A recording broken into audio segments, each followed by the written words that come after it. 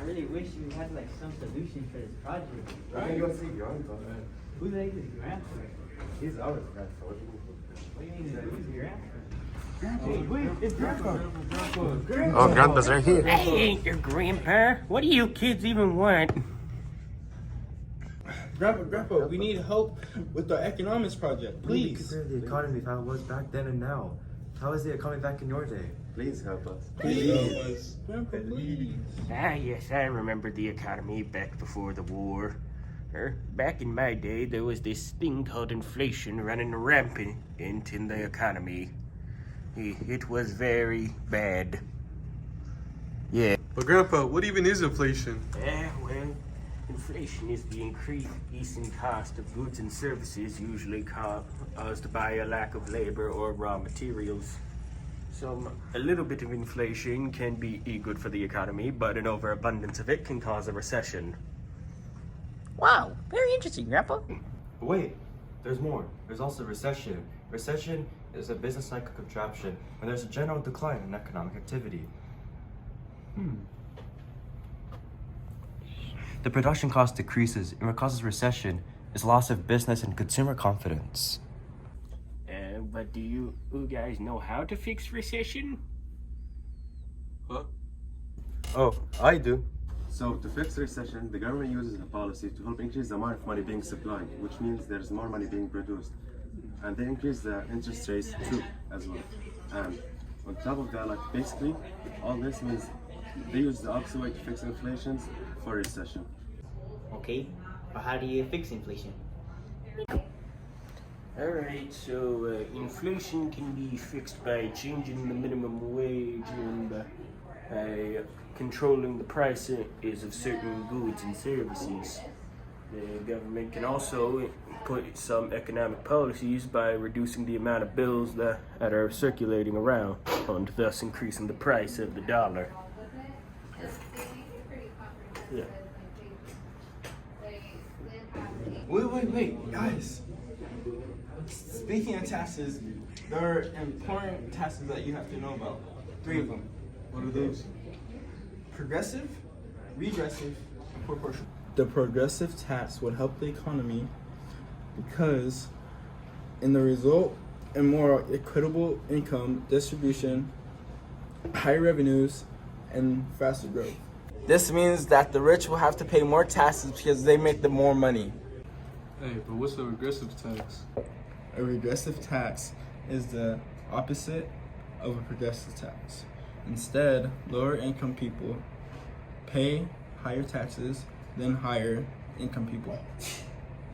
This tax can hurt the economy because the lower income people can spend less, leading to less economic activity.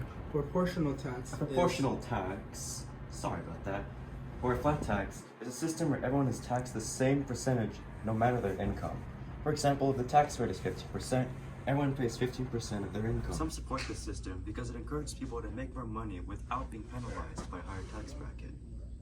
An example of a flat tax is a sales tax, as it has the same tax rate regardless of the consumer's income. You know, Grandpa really be spitting some really good facts. He knows his stuff. It's pretty cool, bro. That's Really? right. Hey, Yeah. everyone shut up.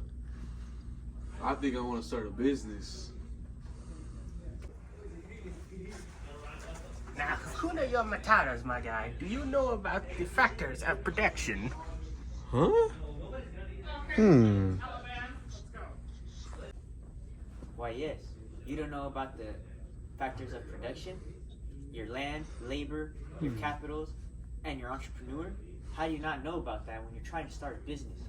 Come on, Ryan. Well, first off, we got land, right? Land is a natural resources like, that come from the earth to produce goods and services. For example, those could be metal, wood, and any other material that comes from the earth. Oh, I'm starting to remember now. Why, yes, you seem to be understanding now. But don't forget about labor, which is the application of your skills and abilities and efforts to complete a task. Oh, now that really makes sense. You kids don't seem very intelligent. Yep. And don't forget about human capital, Brian. All right, human capital is the skills and the knowledge that one has for a job. It can be taught or provided by your employer. For example, like training one to do a specific task. But yet, one still does need to meet the minimal requirements for that position, for the job that they are required to take. The economic value of the ability and the quality of your work does influence education. For example, the more money one person could make at a job does influence the amount of education, because the more money that a job would have, the more education is probably required. The human capital does help the economy because it allows more people to develop more skill and more knowledge. Oh yeah, that's right. So capital resources are goods used to produce goods and services. For example, think about a hammer and a carpenter, and also think about a computer and a business. Oh, okay. You do know. Yeah, boy. Alright, so physical capital represents economics and one of the three factors of production. Alright, so human-made objects like you can either buy or invest, they are used to produce goods. So you know better, it allows the economy to grow bigger and increase the education and management. And the factors of production are the main resources about the building blocks of the economy. They are what people use to produce goods and services. And one more thing, supply is the quantity of a good that the producer plans to sell in the market. Just know that. Alright, demand in economics is usually a person's willingness to buy a good or service, and usually scales with the price of the item. Alright, and now there's entrepreneurship, which is when you assemble the factors of production in order to learn all the things about creating new goods and services, such as having the machinery know-how and it to do it. So anyway, would you look at the time? I gotta go now. Oh, you're all adopted. Sayonara. Hey, Grandpa, no! Grandpa! Wait, what the? We're adopted? We're adopted. Yeah? Huh? All right.